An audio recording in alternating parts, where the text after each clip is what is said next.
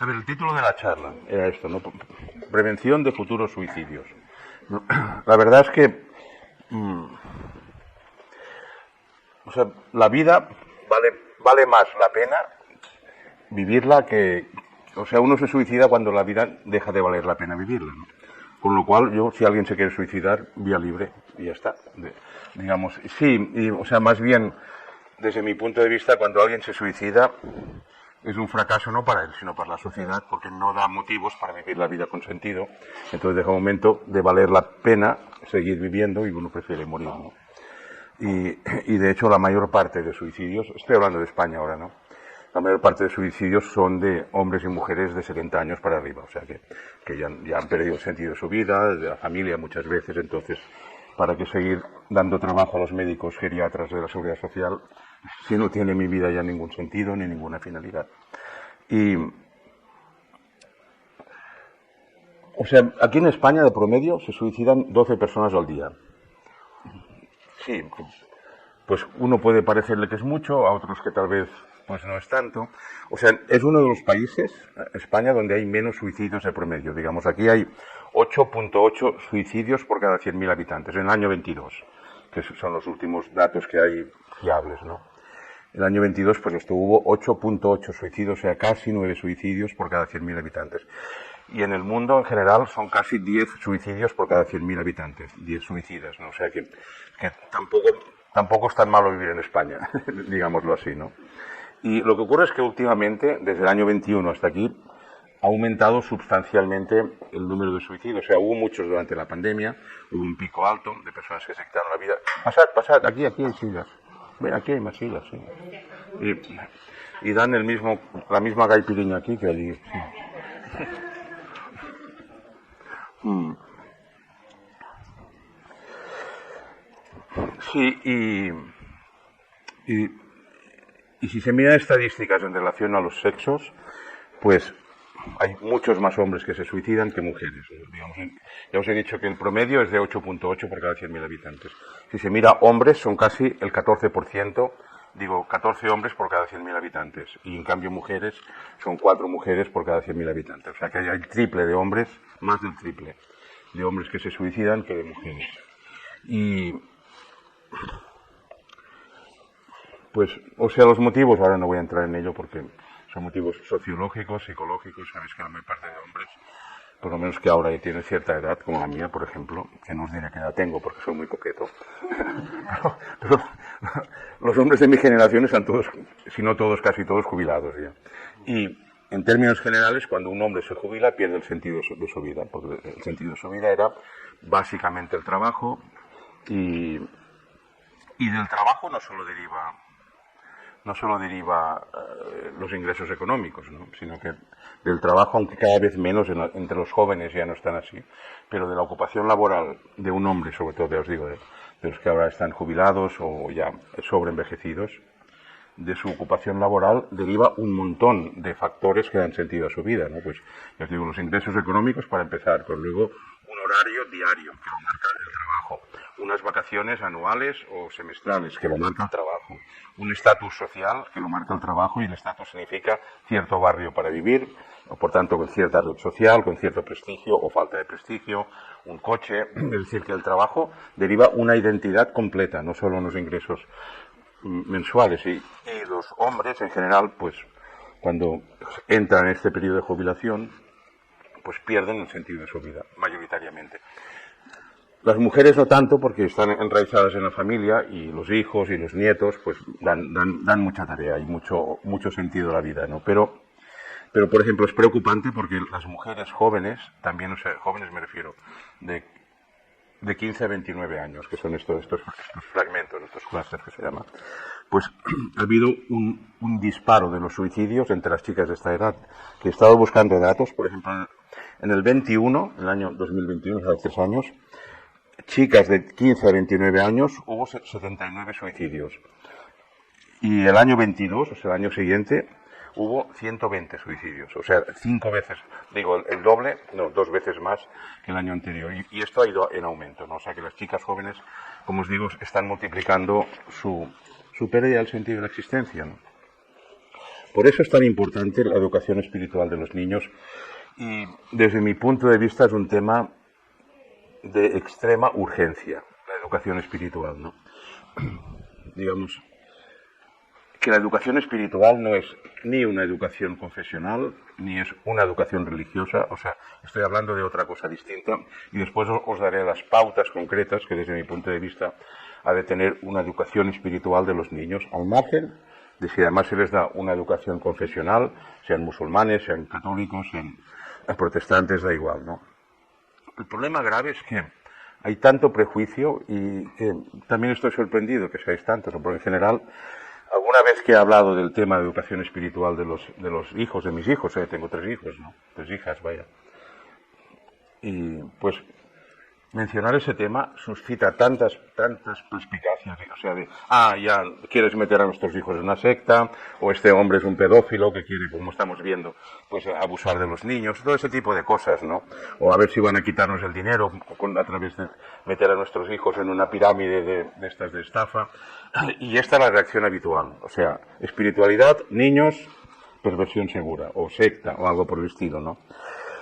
Y en mi experiencia como antropólogo, si algo, no solo esto, pero he constatado, por ejemplo, y lo he constatado empíricamente, no he estado años viviendo en la Amazonía, en el Anti-Atlas, también en Kurdistán, y es como un proceso que ya lo he visto repetido en más de un lugar, ¿no?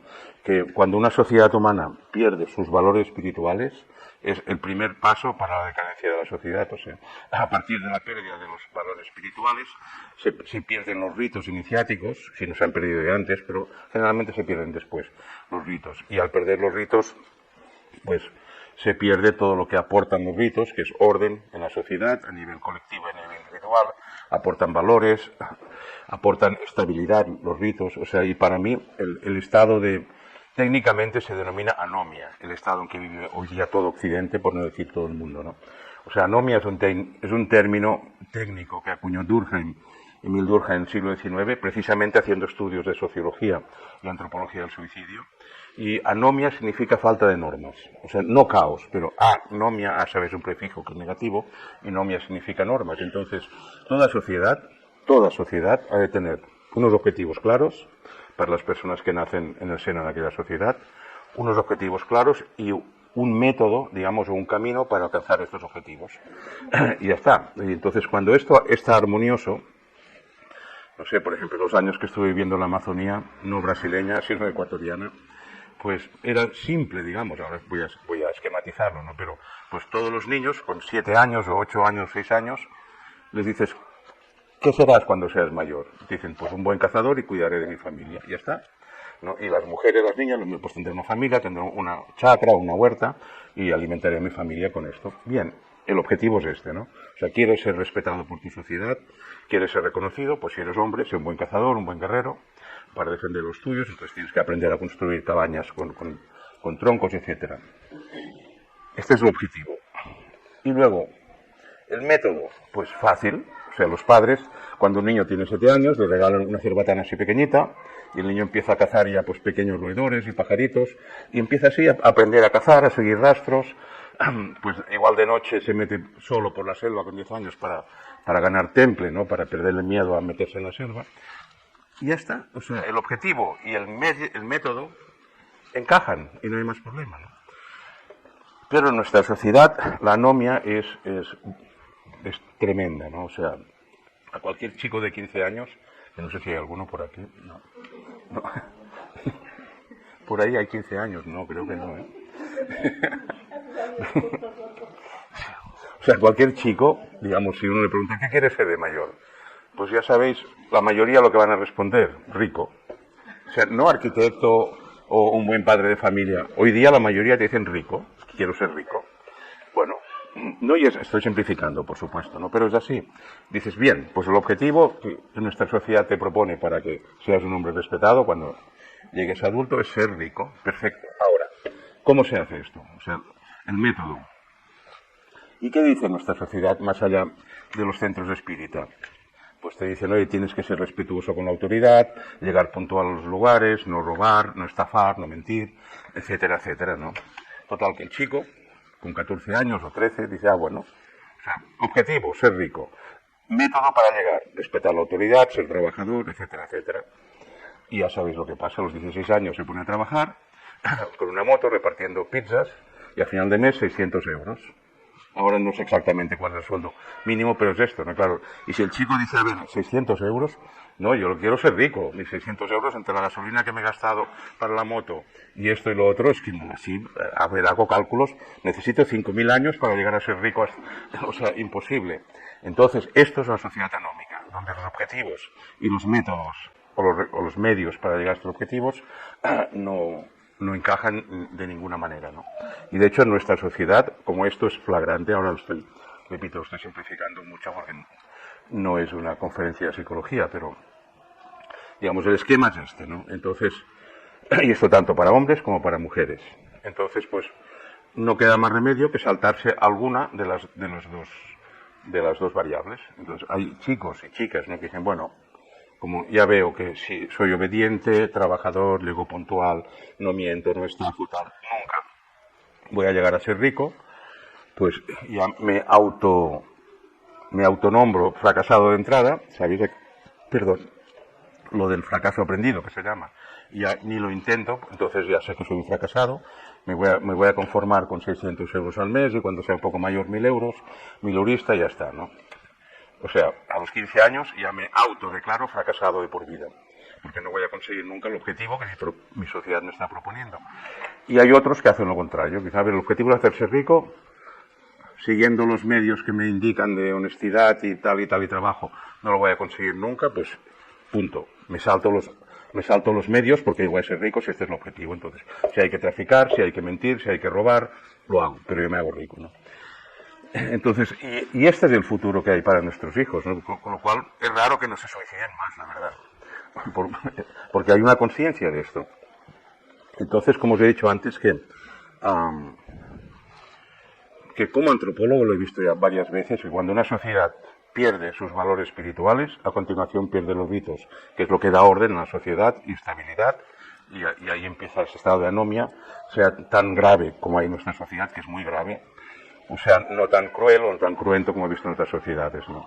Y luego, por otro lado, o sea, también hace más de 4 décadas que soy terapeuta, psicoterapeuta, además soy antropólogo y no psicólogo, y os puedo asegurar que en mi experiencia como psicoterapeuta, o sea, no he tenido, creo que ni un solo paciente de más de 30 años o 35 años, o sea, de media edad para arriba, no he tenido ni un solo paciente cuyo trastorno psicológico no tenga en el núcleo, en la semilla, la falta de vida espiritual. O sea, porque el sentido de la vida viene de la espiritualidad, no viene del trabajo, o sea, de la carrera laboral, viene de la espiritualidad. Entonces, digamos que prácticamente todos los pacientes que tengo, ya os digo, que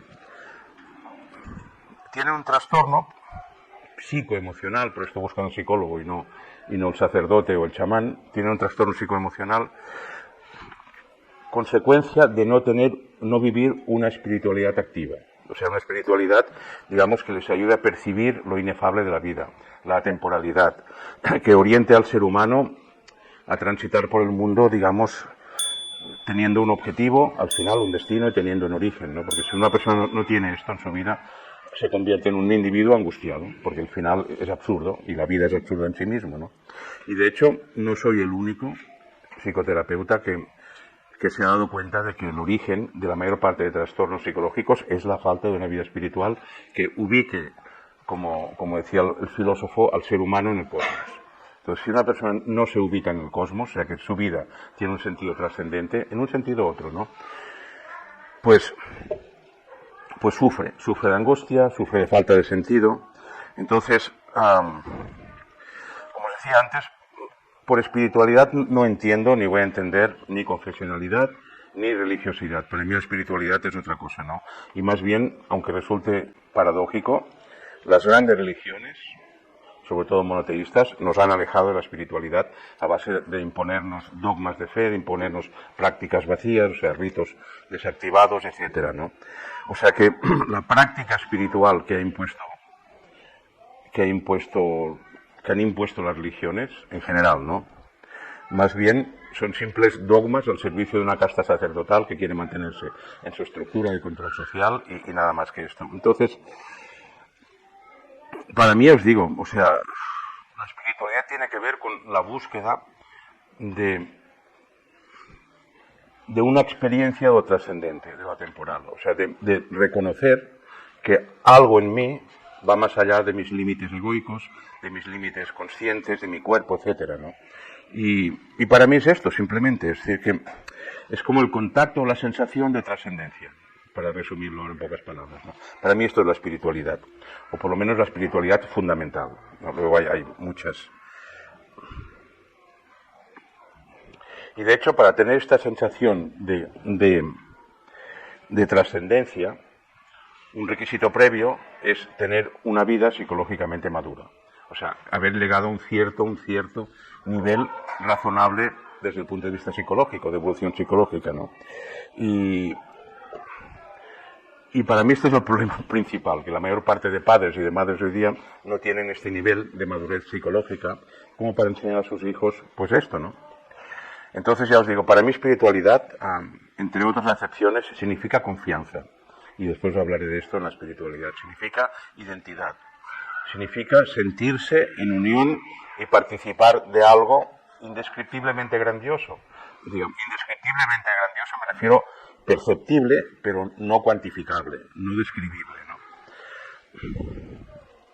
También para mí espiritualidad significa cultivar un espacio interno de calma, de positividad, de conciencia, de amor, ¿no? O sea, un espacio que esté nutrido a base de grandes y de pequeñas experiencias espirituales.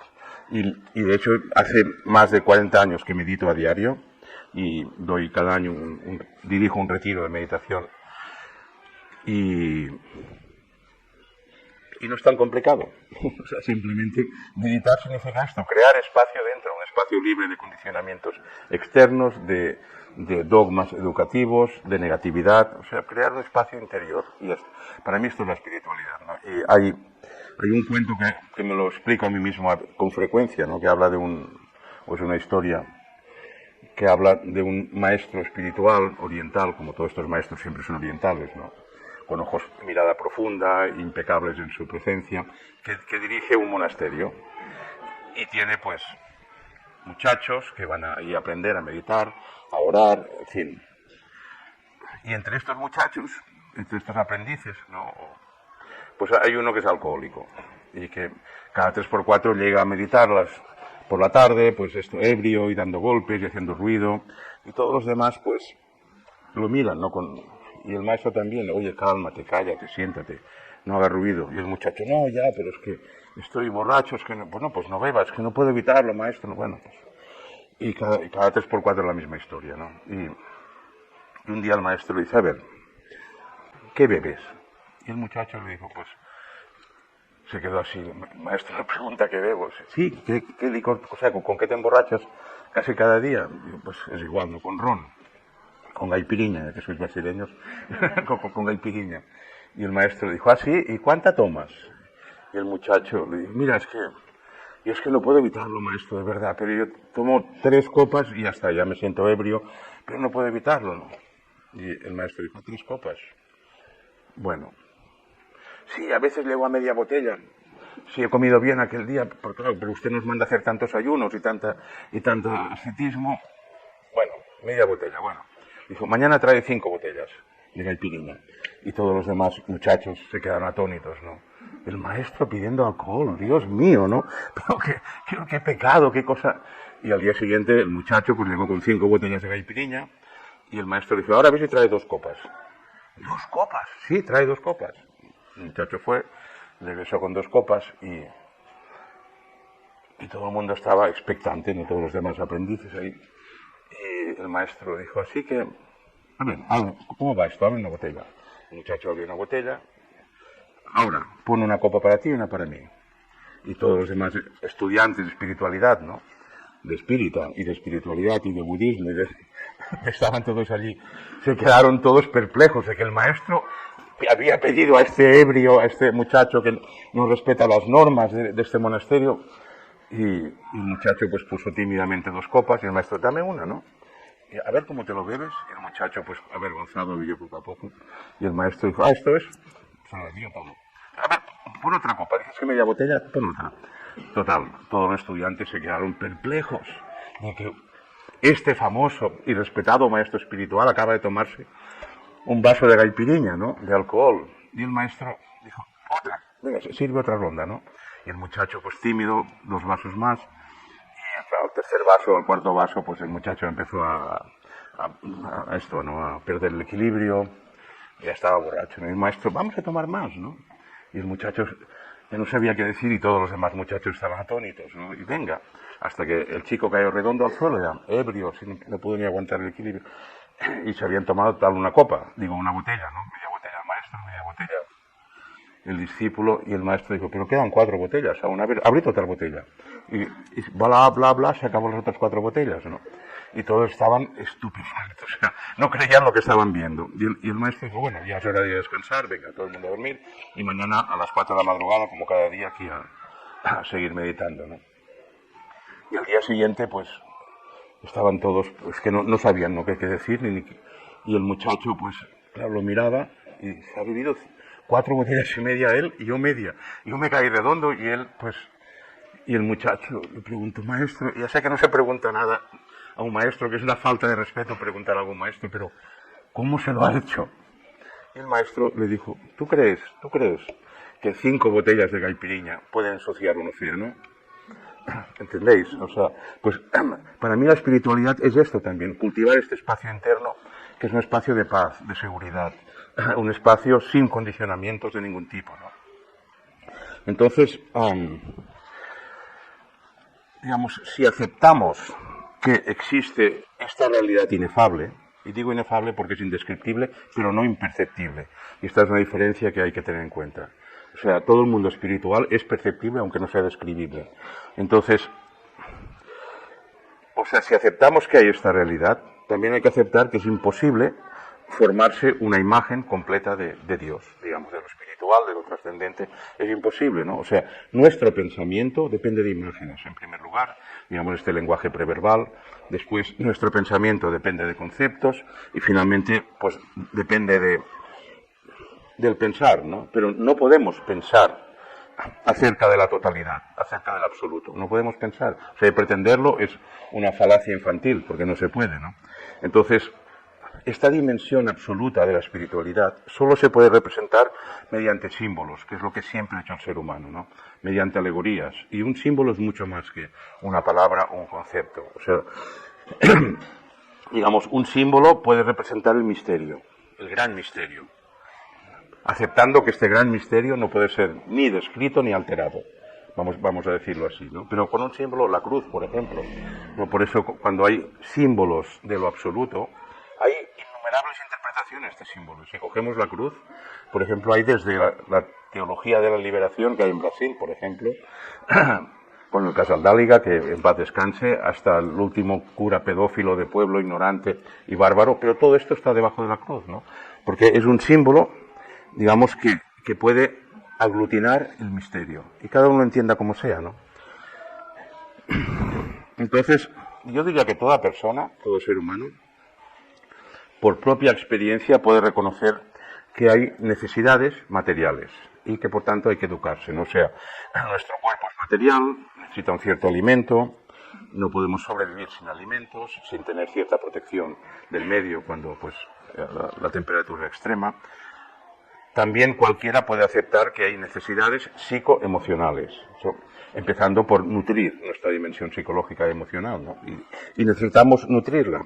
Entonces, pero las necesidades espirituales no pueden ser ni descritas, ni, como os digo, ni ser vistas. Pero sí que se perciben estas necesidades.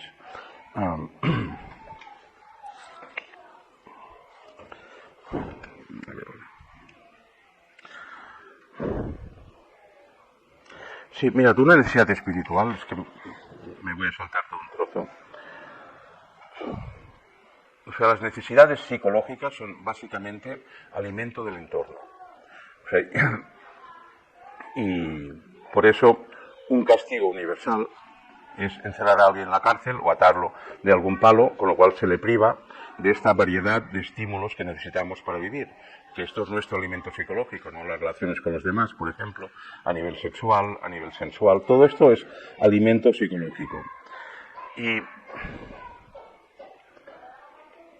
Y hay que aceptar que las necesidades espirituales pertenecen a una categoría distinta, que no son ni las físicas o las corporales, por supuesto, ni son las necesidades psicológicas. Y este es un error, una confusión que con frecuencia encuentro, ¿no? De confundir las necesidades psicológicas que tienen que ver con lo psico, no sé cómo deciros, ¿no? Con esto, con los estímulos, con la cognición, con las emociones, por ejemplo.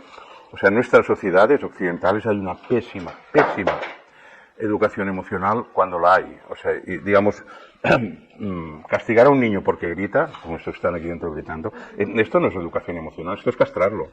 O sea, esto más bien es impedirlo que se desarrolle. La educación emocional de verdad que forma parte de las necesidades psicológicas, no espirituales.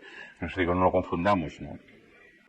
Pues, por ejemplo, la educación emocional que forma parte del estrato psico, pues tiene que ver con enseñar a reconocer las emociones, por ejemplo, a los niños, enseñarles en qué parte del cuerpo se sienten, porque la angustia y el amor no se sienten en el mismo órgano, digamos, la misma parte del cuerpo. Es enseñarles a que reconozcan cuánto dura una emoción, porque cada emoción tiene una duración distinta, temporal, ¿no? Entonces, educación emocional es esto, es ser capaz de reconocer todas las respuestas emocionales que tiene una persona para ponerlas al servicio de sus objetivos. Si no, estas respuestas emocionales frecuentemente acaban convirtiéndose en palos en las ruedas que quieres hacer rodar hacia tu objetivo en lugar de estar a favor, ¿no? Tus objetivos de ser alimentos. Entonces,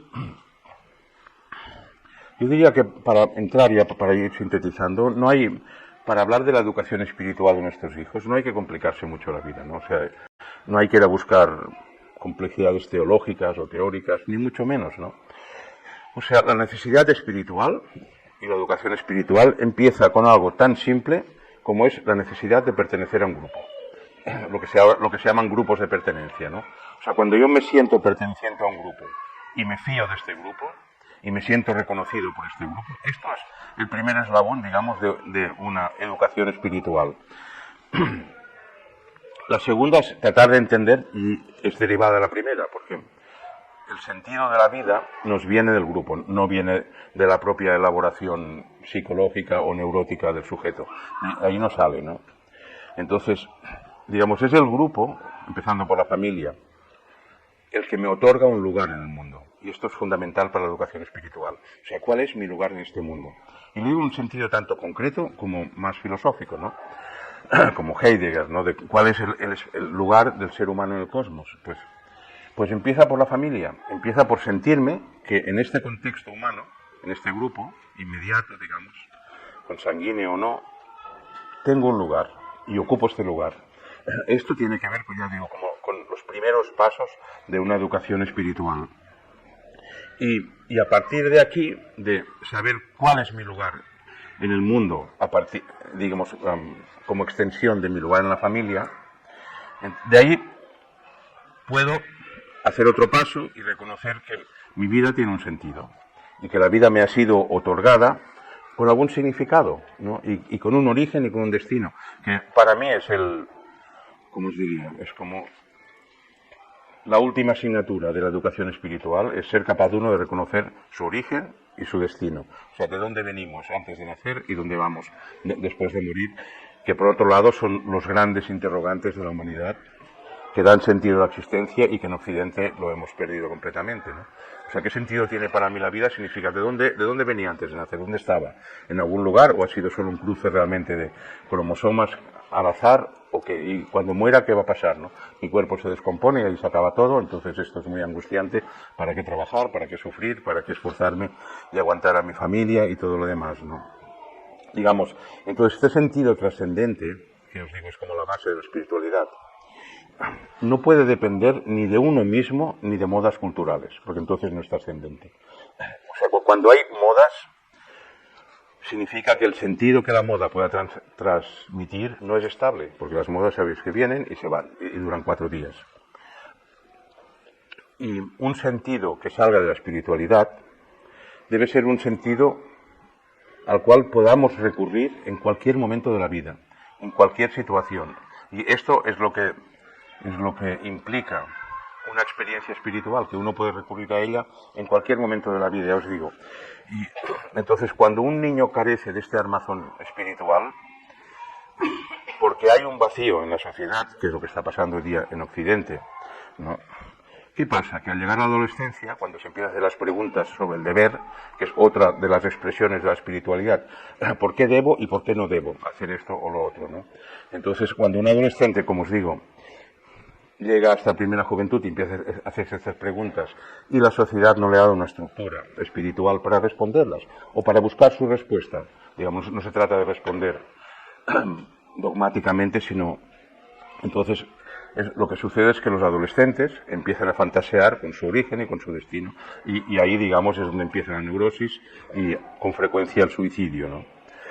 Porque no es más que para tapar la angustia de una vida carente de sentido. Lo mismo que las drogas, o sea, todas las adicciones, todas, desde drogas legales, o sea, neurolépticos y ansiolíticos y todo lo demás, a drogas ilegales, que es exactamente lo mismo. O sea, todas las adicciones surgen de lo mismo, es de la vida sin sentido, de no saber para qué estoy aquí y tengo que aguantar pues todo el peso de una existencia sin saber para qué. Esto genera un nivel de angustia que en muchos casos resulta insoportable para el sujeto y acaba una adicción para... O sea, todas las adicciones son lo mismo, son tapaderas de esta angustia que genera una vida sin sentido, ¿no? Entonces,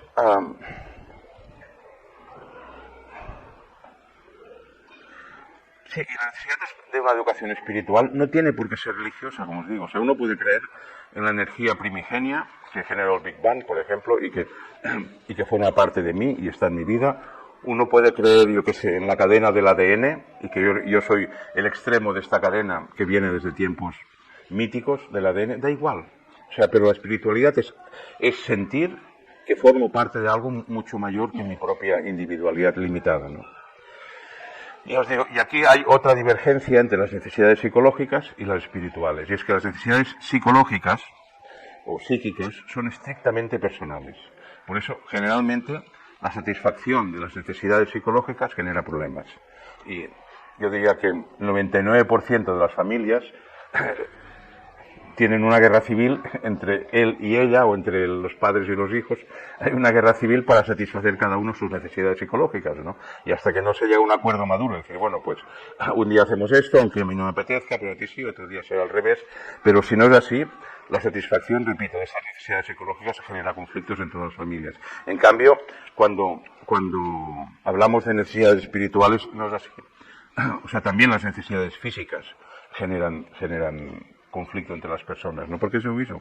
En cambio, este conflicto de intereses, como os digo, no se da cuando se trata de necesidades espirituales, porque el anhelo espiritual no genera confrontaciones, como el anhelo físico de hoy tengo ganas de que me rasques tú la espalda, pues yo no tengo ganas de rascarte la espalda, pues a ver qué hacemos, pues me enfado, ya me entendéis. Entonces, el anhelo espiritual, como os digo, comienza con la necesidad de pertenecer. Y esto es lo contrario al aislamiento del yo quiero satisfacer mis ganas o mi necesidad psicológica o física, ¿no? O sea, la educación espiritual también, o la necesidad espiritual, implica sentir que tengo un lugar entre otros y que a la vez yo doy un lugar también dentro de mí a estos otros que están a mi alrededor, ¿no? O sea, de sentir que no vivimos aislados en el mundo. Y este es uno de los gradientes, yo diría, más crueles hoy día de la falta de espiritualidad, y es que todos vivís aislados, y sobre todo desde que hay el advenimiento a las pantallitas, o sea, cada uno está con sus pantallitas, puede tener 50.000 likes que dicen que te gustas, pero esto no es vivir en compañía de otros, ¿no? Ni sentir que existe algo más allá de mí y que me da fuerza y que me incluye y que me empuja, etcétera, ¿no? Digamos que la calidad o el tipo, la naturaleza que caracteriza la necesidad espiritual solo puede ser satisfecha en relación con una totalidad mayor que yo. Y esa totalidad incluye, por supuesto, los teléfonos móviles, ¿no? Bien. Entonces, pues, voy a daros unas, ya para ir acabando, no sé dónde lo he puesto, unas mínimas pautas de lo que yo entiendo por educación espiritual, sí, o sea, para aplicarla, ¿no? Como pautas aplicadas. Entonces, propongo que la educación espiritual de nuestros jóvenes, que para mí, como os vengo diciendo, es la única salida a esta locura de los suicidios que van en aumento, entonces empieza por una trinidad, por educarlos en tres áreas, ¿no? Cuando los niños son pequeños, hasta 3 o 4 o 5 años, hasta el inicio de la pubertad, una educación espiritual, repito, que desde mi criterio, ha de instruir a los niños en el silencio, en el amor y en la reverencia. Y esto debería formar parte de la educación espiritual. O sea, a un niño de 3 o 4 años, si está inquieto y la madre le riñe, por ejemplo, y le gruñe y le amenaza para que se... Esto lo aleja de su sentir espiritual. En cambio, si la madre dice, hoy no grites tanto que no vas a poder oír lo sutil de la naturaleza, ¿no? Que esto lo he visto, por ejemplo, en la selva amazónica, ¿no? Cuando un niño está así alterado, no todas, por supuesto, estoy generalizando, pero las madres van a decir que no van a escuchar el habla de ciertos pájaros o de las hojas, cómo hablan entre ellas movidas por el viento. O sea que se les educa en el silencio, pero no un silencio impuesto, forzado, amenazante, sino se les educa en escuchar lo sutil. Y la espiritualidad empieza por aquí, ¿no? Es imprescindible aprender a escuchar y a captar lo sutil, tanto del propio mundo interior como del mundo exterior. O sea, el silencio implica esto, ¿no?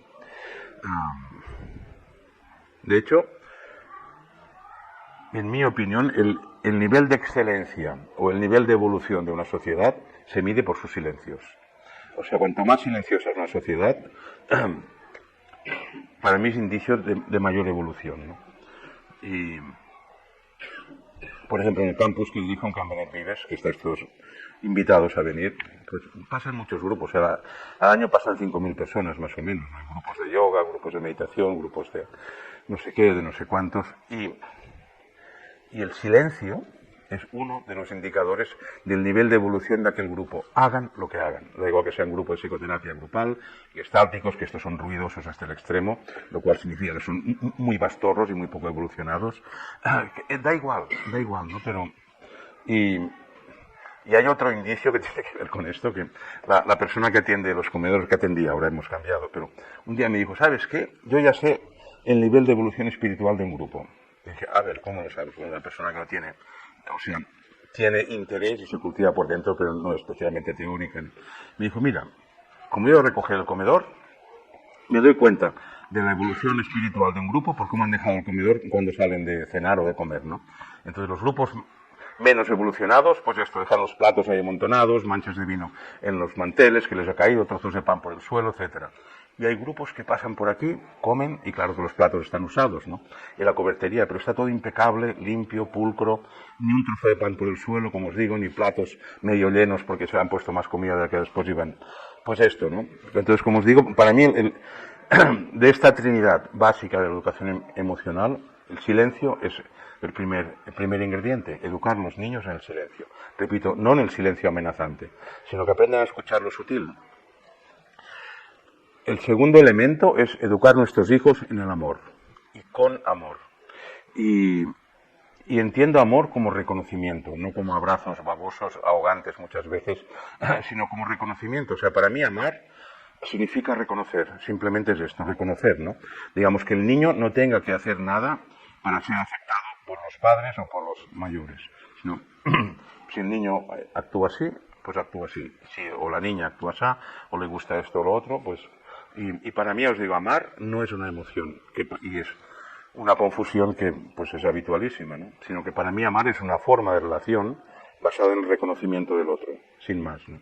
Y cuando una persona, un niño en este caso, es reconocida, confía. Y es la base de la espiritualidad, la confianza. Confiar, digamos, si uno no confía en su padre y su madre, que son los primeros individuos, después no va a confiar en la espiritualidad, ni en Dios, ni en Buda, ni en nada que sea más elevado. Porque no puede, ¿no? Entonces, para mí, ya os digo, reconocer y amar son sinónimos. Y amar y confiar también son sinónimos en un cierto sentido, ¿no? Por eso a veces en los talleres que dirijo me dicen, oye, indico a alguien, oye, que tienes muy baja autoestima, que quiérete un poco más, ¿no? Y la pregunta habitual es, ¿pero cómo se hace? Ya lo sé que no me quiero porque me siento así o asá, pero ¿cómo se hace? Pues la respuesta siempre es la misma, confía más en ti. O sea, amarte más significa confiar más en ti. Entonces empieza por conocerte, por tomar conciencia de cuáles son tus habilidades, tus límites, tus capacidades y confía en ti. Entonces, ya os digo, para mí el segundo ingrediente de la educación espiritual en esta primera franja de la vida, hasta los 3 o 4 años, es educar en el amor, lo cual significa en el reconocimiento.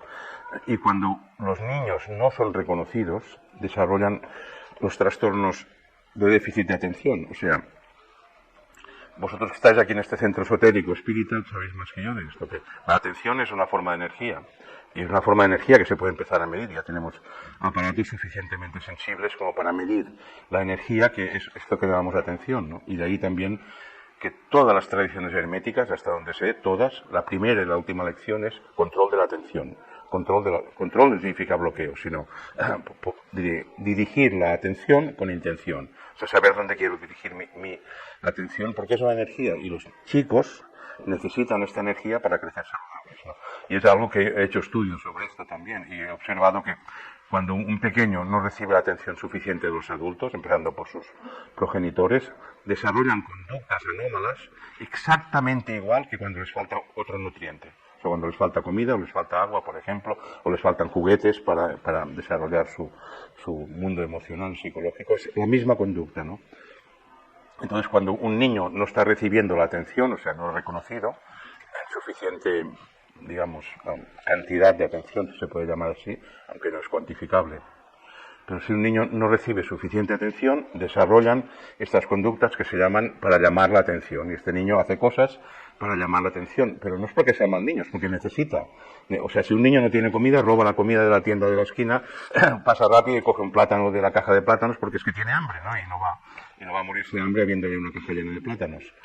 Entonces, y esta conducta, que al principio puede ser puntual o accidental, de hacer cosas para llamar la atención, ¿no? Como mamá nunca me mira, pues rompo el jarrón y va a venir y me va a dar un bofetón, pero por lo menos me va a mirar un momento, ¿no? Que sea para dar un bofetón. Entonces estas conductas que pueden ser reactivas al principio se acaban convirtiendo en conductas establecidas, ¿no? Y es lo que hoy día, por ejemplo, en Cataluña hay el 7 punto algo por ciento, no recuerdo, de niños diagnosticados con déficit de atención e hiperactividad, ¿no? Y son niños que no han sido reconocidos de pequeños, digamos que no han sido educados con amor. Entonces, ya os digo, y desde mi punto de vista, claro, el problema es que la mayor parte de padres tampoco, ¿no? O sea, no han sido educados en el amor. No han sido educados para reconocer a un niño sin obligarle a que se comporte como yo quiero que se comporte para reconocerlo, ¿no? Sino simplemente, pues, como están aquí jugando, pues si lo pasan bien y no pegan fuego al edificio, pues ya está bien, ¿no? Esperemos que no peguen fuego, ¿no?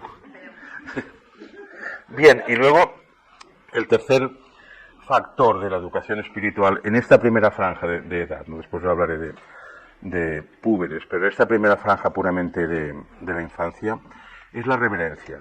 O sea, hay que educar a nuestros hijos para que vivan la reverencia, ¿no? Y para mí forma parte, como os digo, la educación básica, espiritual de nuestros hijos. Y la reverencia probablemente es una palabra que hay que aclarar, ¿no? Porque suele, por lo menos no sé en Brasil, por lo muchos que sois, pero aquí en España, reverencia suena a temor reverencial, ¿no? O sea, que Dios te va a castigar si no haces lo que... o Alá, si los musulmanes en esto son mucho más infantiles aún que los cristianos, ¿no? Entonces, digamos que la reverencia siempre se asocia a temor, y es como una espada que cuelga sobre las cabezas de los devotos si no hacen lo que el dogma dice que tienen que hacer, ¿no? O sea, esta expresión de por temor de Dios o por temor a Dios, desde mi punto de vista, es fatal. O sea, es lo más anti-espiritual desde el punto de vista lingüístico que puedo imaginar, ¿no?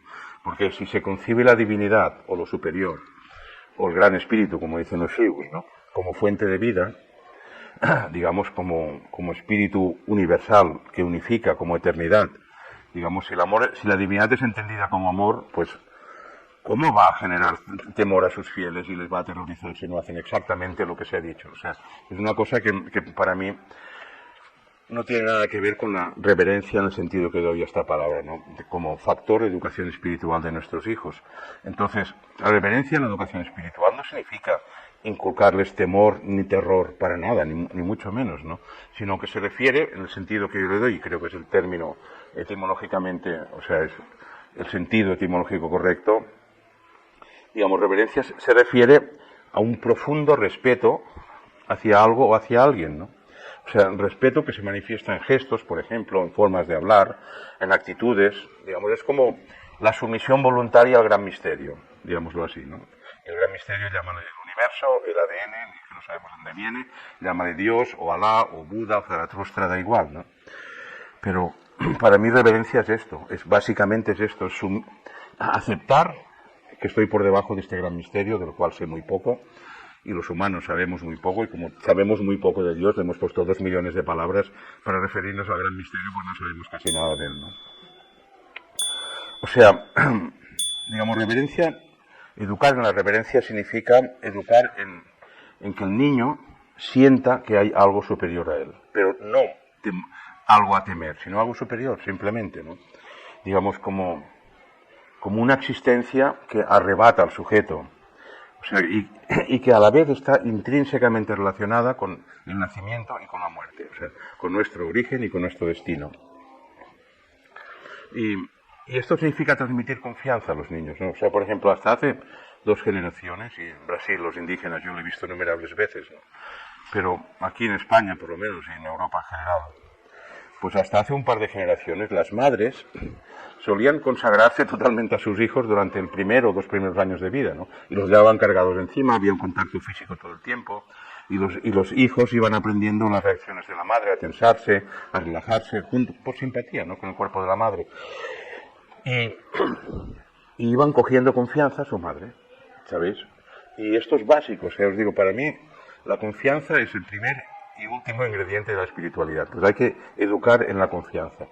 Pero la confianza para un niño empieza con la madre, literalmente, y luego viene con el padre y después se va extendiendo, ¿no? Y luego, cuando un niño ha crecido un poco más, hay otros 3 pilares, desde mi punto de vista, que son sobre los que hay que continuar su educación emocional, que son la generosidad, la valentía y la contención.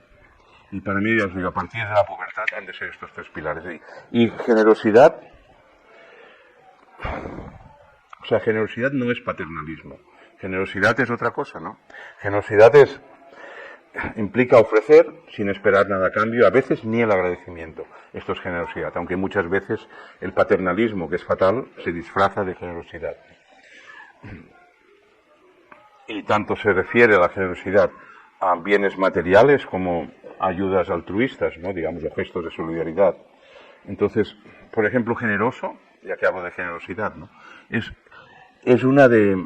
Yo tengo un diccionario mágico, digamos, secreto, ¿no? De palabras que uso con frecuencia, que a veces no sé exactamente lo que significan, pero las uso por lo que puede resonar. Y una de ellas es generosidad, ¿no? Y generosidad etimológicamente significaba abundante en nobleza. O sea, una persona generosa, digamos en su etimología griega, era alguien abundante que tenía mucha nobleza, ¿no? Que era una persona noble. Y de ahí ha salido nuestro término de generosidad, como os digo. Y esto es algo de lo que carece el paternalista, por ejemplo. El paternalista o la paternalista, da igual.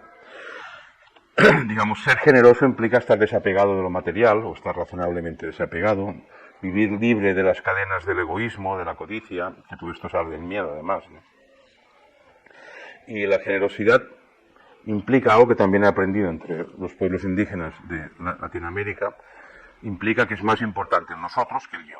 Y cuando uno tiene en primer lugar el nosotros y después el yo, allí se desarrolla la generosidad.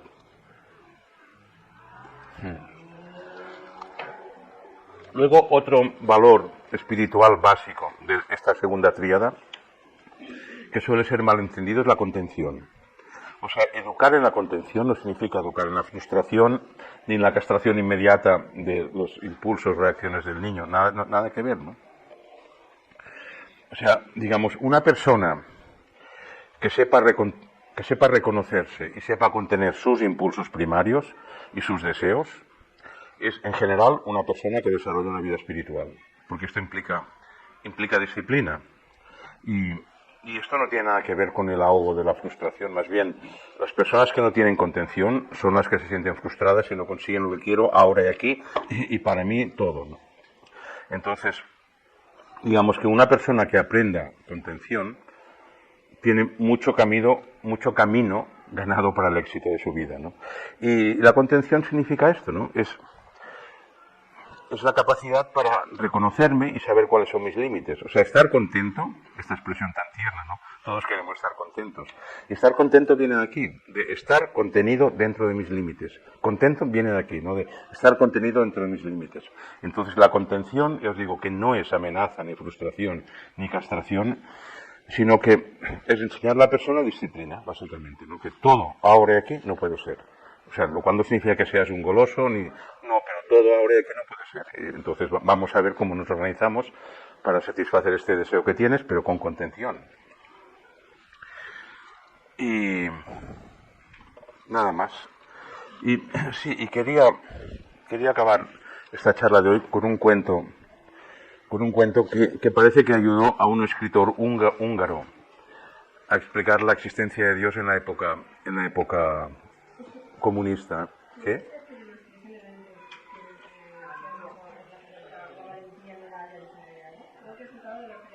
Sí, o sea, la valentía es atreverse uno a ir en contra de las normas sociales con contención, digamos. O sea, la valentía es básicamente valentía para ser yo mismo, por respetarme.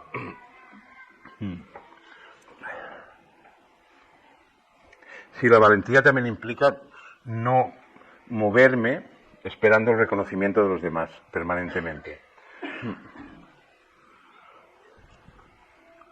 Sí, o sea, es darse cuenta de lo que es humano y lo que está fuera de lo humano. Digamos, hoy o ayer nos estaba hablando con una amiga, ¿no? Que me decía, es que no sé cómo distinguir cuándo debo resistirme y cuándo debo ceder a las cosas que me pasan, ¿no? Ah, era contigo, estaba hablando de esto, ¿no? ¿No era contigo esta mañana? ¿O era con todo el grupo? Era con todo el grupo, sí. Sí, pues la contención y la valentía tienen que ver con esto. O sea, pues uno debe resistirse, digámoslo así, pues a las cosas que nos constriñen, o sea, al cansancio, al egoísmo, al miedo. Uno tiene que resistirse a todo esto, ¿no? Pero uno tiene que ser valiente para atreverse con lo que, pues, no sé, el otro día estaba también discutiendo con alguien, pero es que hay una ley que impide esto. Y yo le decía, mira, si hay una ley que impide, no me acuerdo qué era, seguro que era algo de drogas, seguro, ¿no? Y yo le decía, pues si hay una ley que lo impide, alguien la hizo.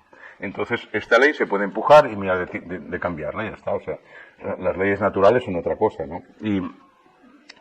Y por ejemplo, y en esto hay otra que ahora no he hablado de ello, pero cuando uno llega a la adolescencia, empieza a preguntarse el para qué.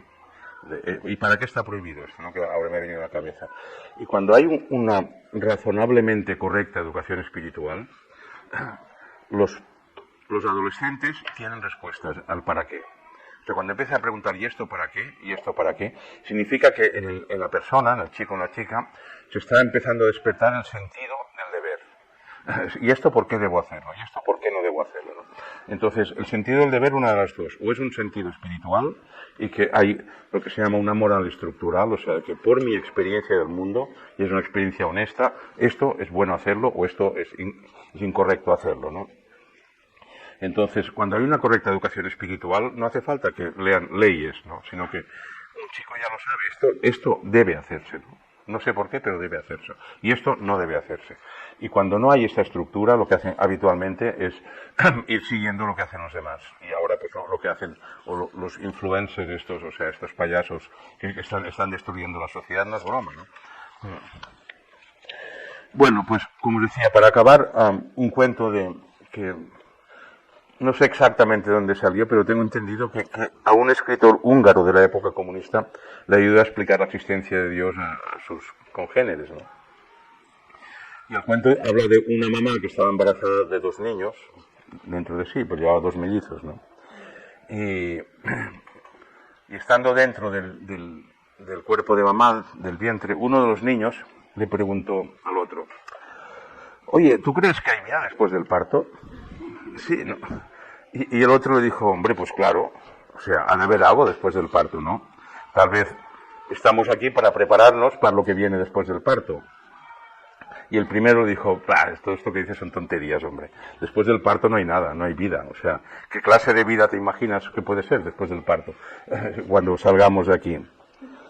Y el otro se lo pensó un momento y le dijo, mira, pues no lo sé cómo debe ser la vida de después del parto, pero a lo mejor hay más luz que aquí estamos muy oscuros y apretados, ¿no? A lo mejor hay más espacio, hoy estamos todos constreñidos y yo qué sé, y a lo mejor como tenemos piernas podemos caminar poco con estas piernas y alimentarnos por nosotros mismos, como tenemos esta boca, ¿ves? Que no estamos usando ahora, a lo mejor después del parto la usamos.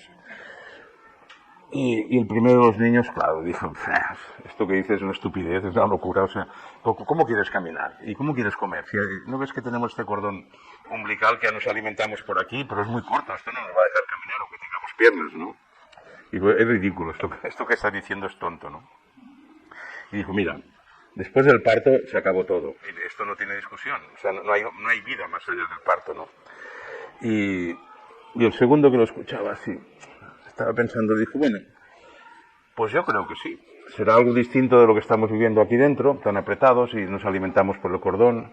Y el primero insistió, pero ¿no ves que ya respiras por el cordón? Sí, ya, pero a lo mejor fuera no hace falta este cordón para vivir, ¿no? El cordón umbilical. Y el primero de los niños, pues claro, siguió razonando, tonterías y más tonterías y más tonterías. Y además, si dices que hay vida después del parto, ¿por qué no ha vuelto nadie? A ver, ¿por qué no ha vuelto ninguno de los que han pasado antes por aquí, por este claustro materno? ¿Por qué no han regresado, no?